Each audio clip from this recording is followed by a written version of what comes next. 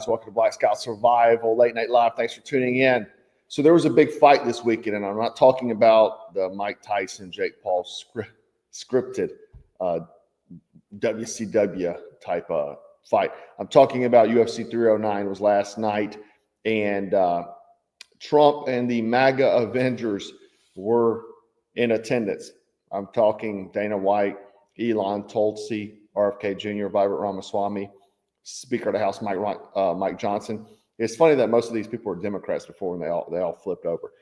Anyway, heavyweight champion John Jones faced Stipe Miocic in a highly anticipated bout, and Jones is known to be one of the most dangerous men on the planet, and he delivered a rib-crushing spinning back kick that took Stipe to the ground. Then he did some follow-up punches to win the bout. Now, he gave a speech, and during his speech, he says, "I also want to say a big thank you to President Donald Trump for being here tonight," Jones said in the ring after his win.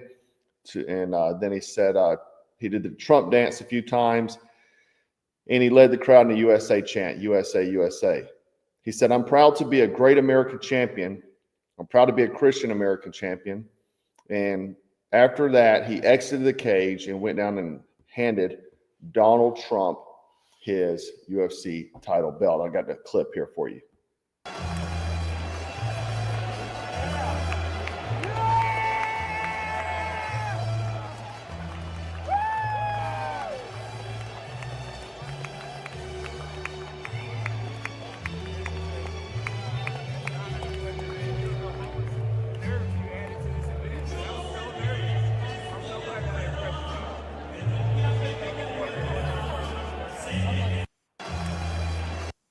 What he said to him there was that he was very nervous because he was there, and he was glad he impressed him, right? So good on him, man. He received a ton of hate after he posted on Instagram that he was voting for Donald Trump. A lot of people were hating on him, but there's a lot of UFC fighters that are pro freedom, pro America. And I think it's probably a lot to do with because it's the manly thing to do. Let's be honest. Now, what you can see here is that you can see past the manufactured division, racism, all that sort of stuff, these tactics they've employed to destroy America. Now, on the funnier side of things, these pictures came out in the private jet, Trump jet, where he had his favorite meal served, McDonald's. If you didn't know, the Don is a big fan of McDonald's. I think the quarter pounder is his burger of choice. Now you can see RFK Jr. cringing here. He's going to eat it, but he's cringing because he doesn't touch that stuff usually. He's very opposed to fast food or how it's prepared because of seed oils and stuff like that.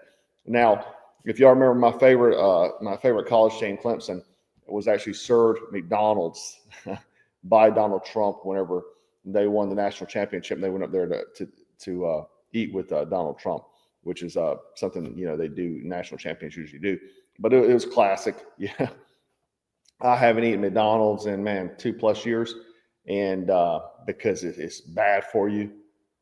I can't deny it's delicious, though. It is delicious. It's all right. Let's get to some serious talk, man. We have some serious things brewing. Okay, Joe Biden. He had previously approved the use of ATACMS by Kiev to strike Russian targets within the Ukrainian territory, including Russian-occupied lands such as Crimea. Now, over the past 2 years, Ukraine has requested permission to use U.S.-supplied ATACMS missiles to strike targets within Russian territory, arguing that such strikes would weaken the Russian military infrastructure and put pressure on Putin to end the war. Despite previous requests, Biden and the DOD resisted, citing that significant concerns about escalating the war. And, America essentially feared that allowing the Ukraine to use these long-range weapons inside of Russia would provoke the Kremlin, leading up to disproportionate response, including use of nuclear weapons, maybe sabotaging American infrastructure, and expand beyond Ukrainian aggression. Now, Putin warned that such strikes would cross what he is saying is the red line. Now, and I think I've got a post from that. Russia will be at war with NATO if Ukraine long-range missiles restrictions are lifted. This was back in September 13th. Okay. Well, now they're freaking lifted, right? And so Putin issues an ultimatum to NATO leader. So it is coming to a head. Now, Joe Biden has approved these use of these long-range missiles here, American missiles, by the way, to strike targets within Russian mainland. Now, the authorization allows Ukraine to target military assets, troop concentrations, and logistical hubs in the Kursk region. And this is where, if you recall, I talked about this a few weeks ago, 10,000 North Korean troops are supporting Russian forces. What do you think will happen if North Korean troops are hit? Bad day, because then they're going to get involved as well. So I've got a video here of Putin today stating this. Let's see. In the updated version of the document, aggression against Russia by any non-nuclear state, but with the support of a nuclear state, is proposed to be considered as their joint attack on Russia. Russia will also consider the possibility of using nuclear weapons when receiving reliable information about a massive launch of means of aerospace attack and their crossing of our state border. This includes strategic and tactical aircraft, as well as cruise missiles and drones, hypersonic and other delivery vehicles. Russia reserves the right to use nuclear weapons in case of aggression, including if the enemy, using conventional weapons, poses a critical. Wow. I mean, what does this look like to you? So, targeting assets within Russia. He's stating what's going to happen. At some point, as a leader of a country, and you make statements about you're going to do X, Y, and Z if so-and-so does A, B, C, you have to do it. Like your hands are tied in that moment, or you're going to appear to be weak. I don't foresee Putin allowing himself to be viewed as weak by his people or the American, the global populace, right? The global leaders. And this move may escalate the conflict just 2 months before Donald Trump comes in office. And Donald Trump has mandated a peace settlement. He has mandated it. And he's also warned Putin. So this seems to me like they're trying to undermine that, right? Now, again, Biden has been hesitant this entire time for them to use ATACMS into Russia for fear of escalation, of this conflict.